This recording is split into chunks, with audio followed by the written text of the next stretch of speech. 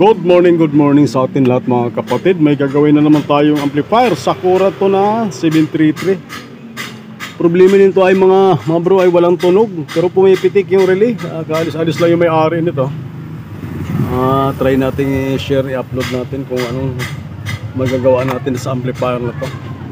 Yan, power on natin mga bro. Yan, naka-on na yan. Pero yung indicator niya hindi umiilaw eh. Pero umiikot yung kanyang blower at pumipitik yung relay. Patayin ko mga bro para makita nyo yung pumipitik yung relay, no? Yan o, on ko ulit.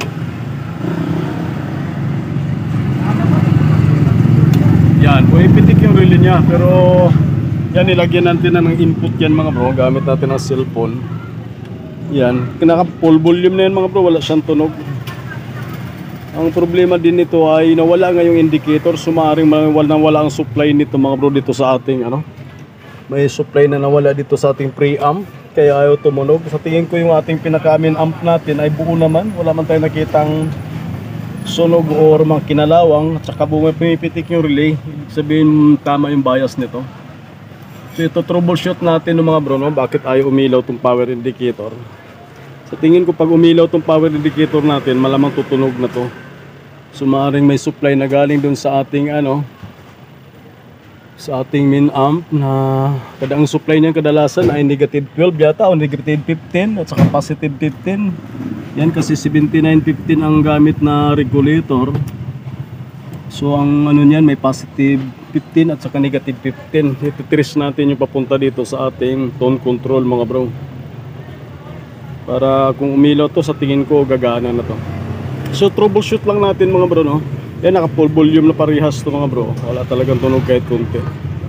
Kahit tumipitik yung relay niya, kung wala naman supply dito sa ating preamp ay wala talagang tunog, no? So update na lang ulit mga bro. Titingnan natin kung troubleshoot ko lang kung ano magagawa natin. Sakura pala to mga bro na EB-733. Ito yung mga sinaunang original na mga Sakura mga bro. Kahit matagal na yung mga pisa nito hindi kinakalawang. Sariwa pa rin kahit ilang taon na router sa kanila sa may-ari. So update na lang ulit mga bro. Ititingnan natin kung kaya natin i-repair ito sa araw na ito. Ito ang buhay naman nung gawa natin sa umagang ito mga bro, no? So update na lang ulit. Yan, babaklasin natin mga mga bro, yung pinakami na amplifier. I-trace natin yung nawalang pyesa. Nawalang pyesa, nawalang voltahe, nawalang pyesa tuloy. Kamote. Baklasin muna natin mga bro yung pinakami na amp.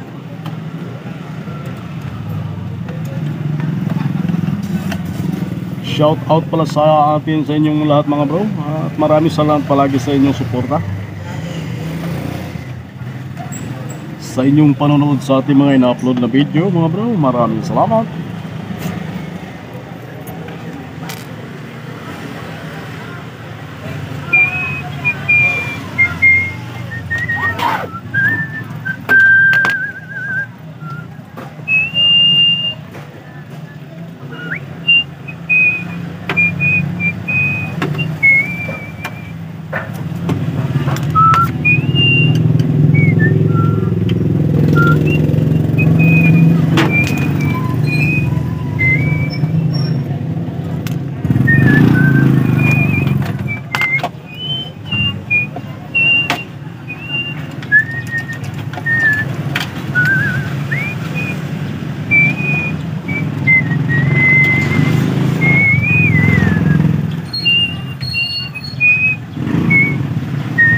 Uy, may nag-repair na rin pala nito. May mga pyesa na dito sa likod, pero okay lang yan, walang problema dyan.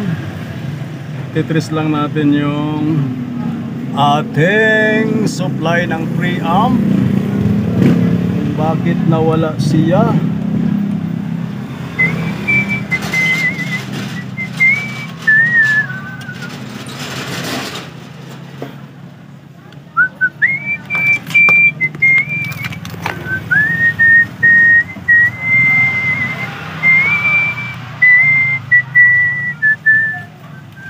Sukatan lang natin yung negative 15, positive 15. Bakit ayaw umilaw?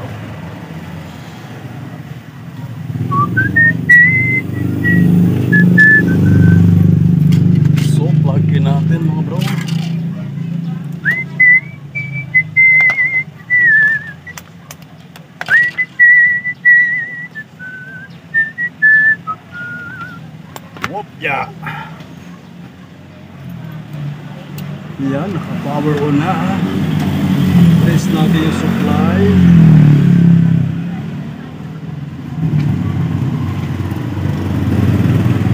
.9. Bakit 0.9 lang ito?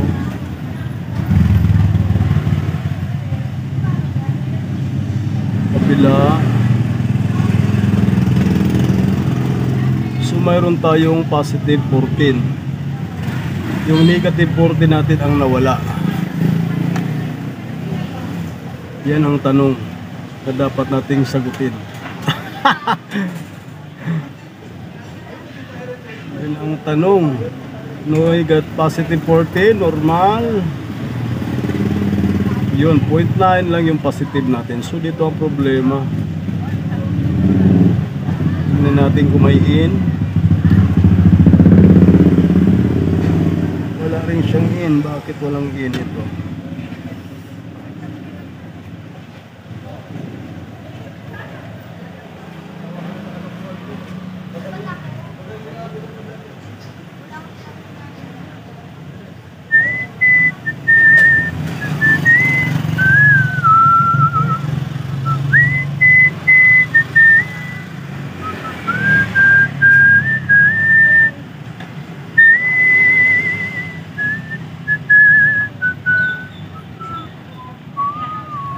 So tanggalin muna natin tong isang regulator, baka shorted ito.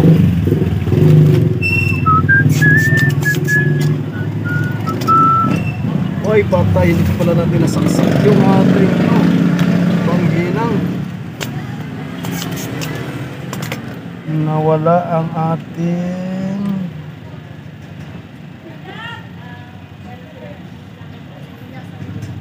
baklasin natin itong ating 7915 dahil wala siyang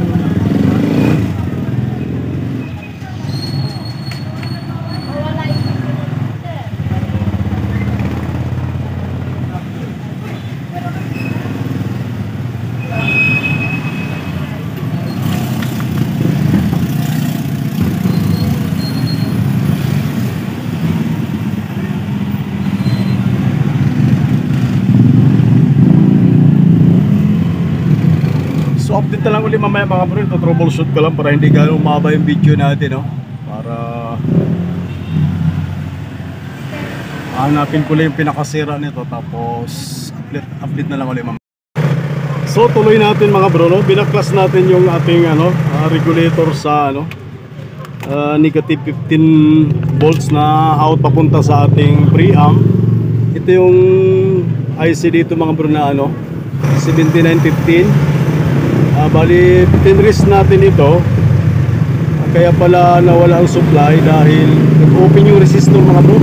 So binaybay natin yan. Ang bagsak niyan dito ay dito mga bro, yung resistor na to na 10 ohms nag-open.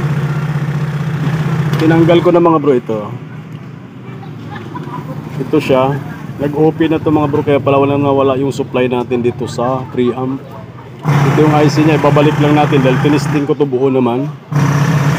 So hahanap tayo ng resistor na 10 ohms, 3 watts siya na 10 ohms mga bro. Dito nakakabit yan para magkaroon ng supply yung ating negative 15 volts. Kasi ang nawala negative 15, kaya ayaw umilo tong ating power indicator. So hanapan lang natin ng niya mga bro, resistor, para mapalitan natin.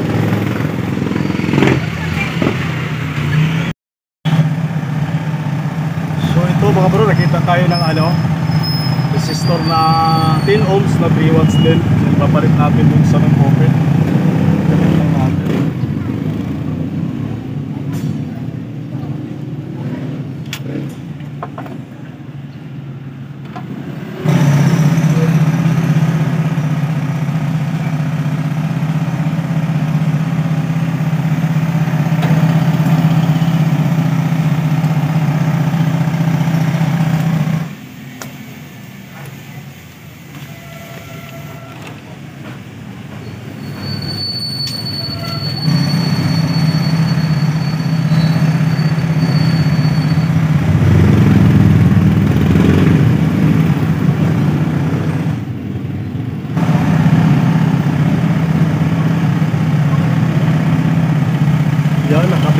natin yung 10 ohms. Balik naman natin yung regulator.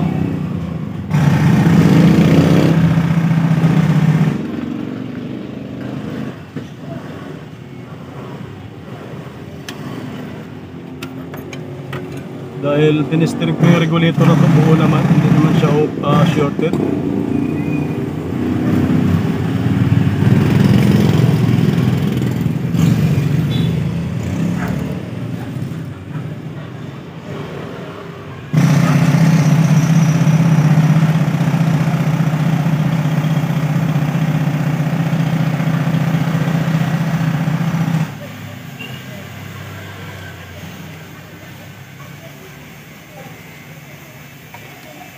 Natol, Nilipat. lilipat siya, no? Telson. Uh,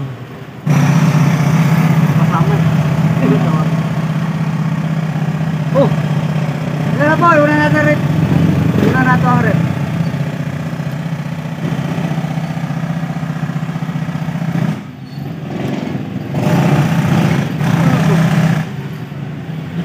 Doon sana ako sa ikatin pa.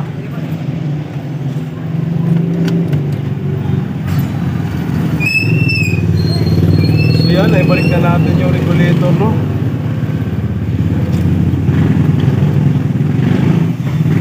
Tingnan natin kung magka-power na ba.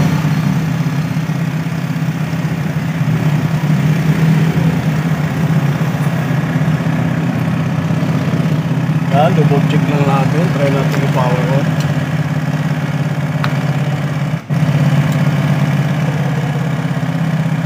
Yan, may ilaw na siya rito. Kiramdaman natin yung resistor. Bunutin muna natin kung uminit. So okay naman, normal na. Try natin patugtugin.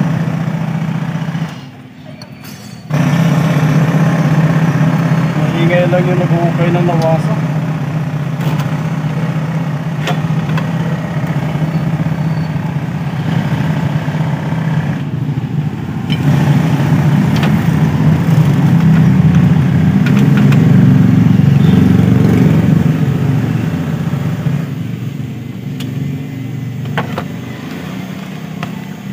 Balik natin yung epictor.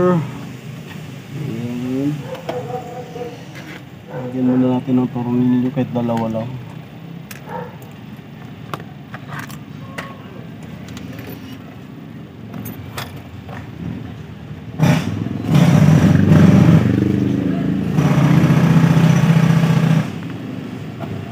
Tapos sound check natin. Titingnan natin kung tutunog na ba.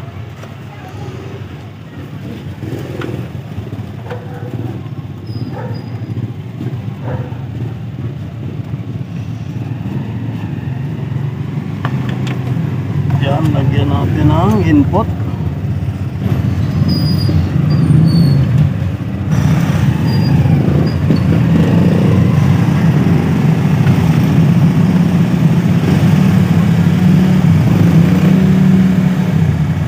Sound check natin.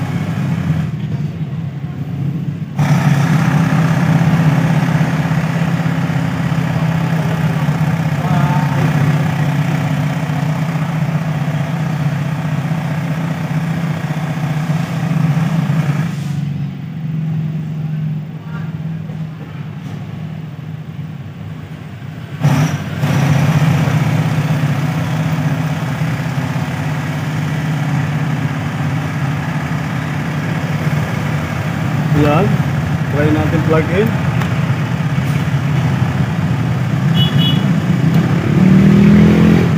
Zero muna tayo.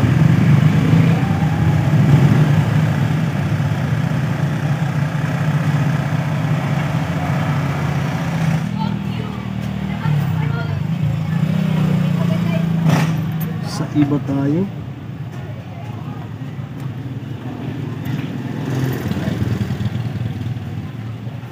Ayaw pa rin tumunog.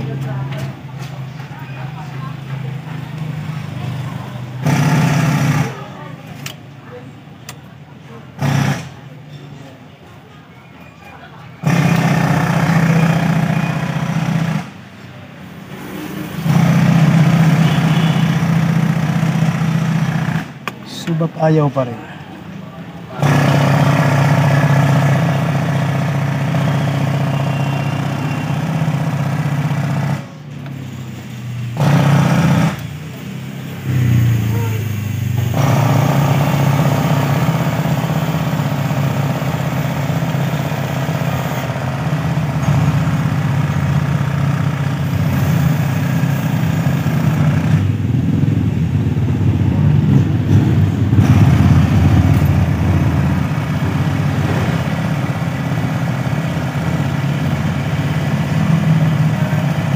mayroon na mahina.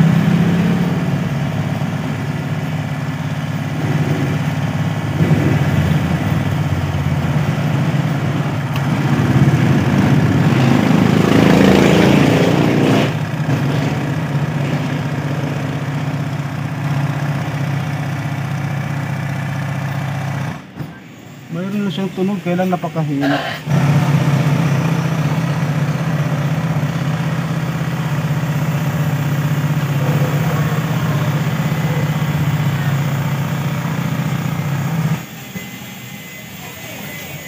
Mahina ang tunog.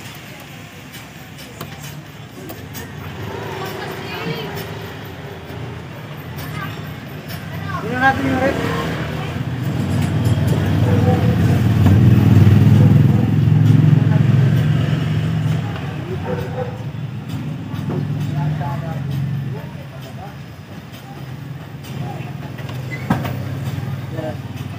Mahina ang tunog. May tunog lang kailan napakahina.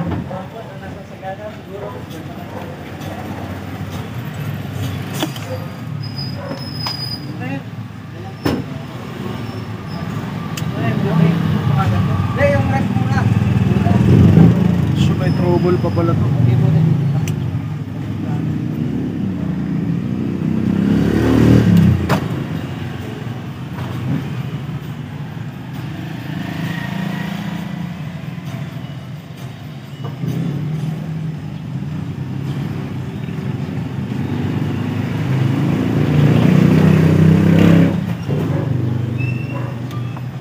Pagkahina mga bro, troubleshoot ko muna mga bro para hindi ganong hahaba ang video natin.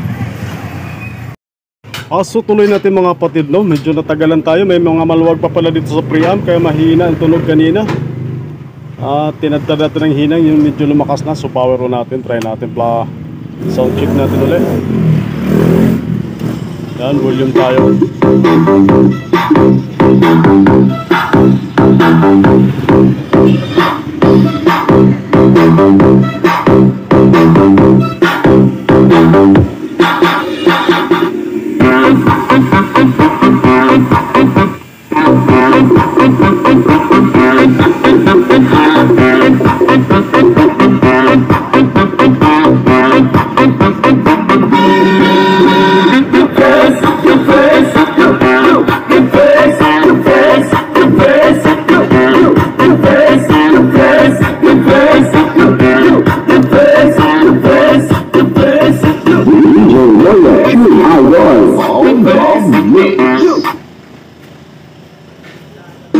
I'll be somebody you're loving in the world.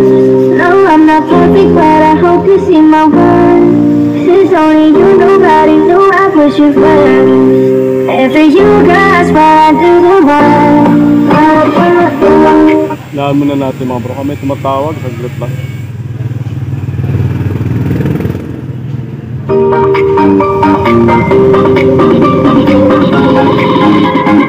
Saglit lang mga bro, may tumatawag. So final testing na natin itong ating ginagawa na Sakura mga bro, para matapos at may gagawin pa tayong iba. Yan, DJ Loya, true idol.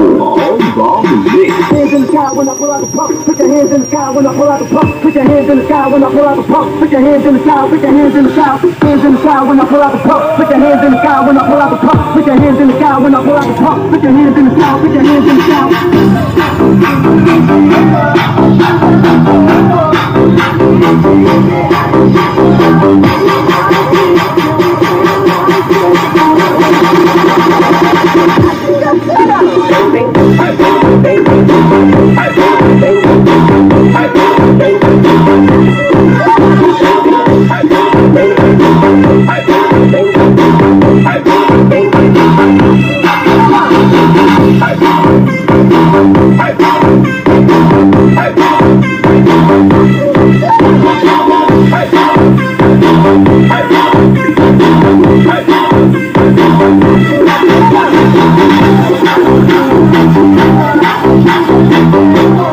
So okay na to mga bro, share ball na to.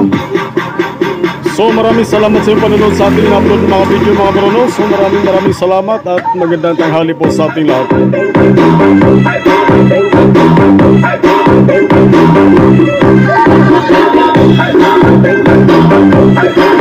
Hey!